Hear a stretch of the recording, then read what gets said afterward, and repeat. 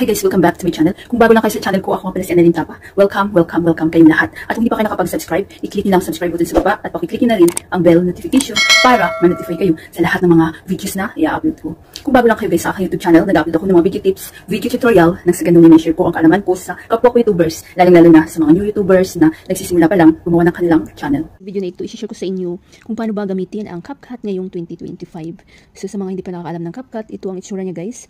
So napakaganda ng apps na ito. Voice over. So halimbawa, walang audio, wala kayong sound or gusto niyo palitan, kapag nagfi-film kayo sa labas, tapos sa kanya kayo mag-voice over, yung mga napapanood niyo sa mga reels o sa ibang mga long videos na voice over, ito yung ginagawa nila. So pag i-click niyo lang to guys, mag-start na mag-record kung ano yung gusto niyo sabihin sa inyong mga viewers. So press niyo yan. Ayan.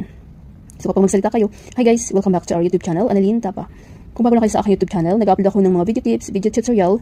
So then stop niyo lang guys. Check. So, tingnan natin. So ito na yung voice over natin guys. Pakinggan nyo. Tanggalin natin muna itong mga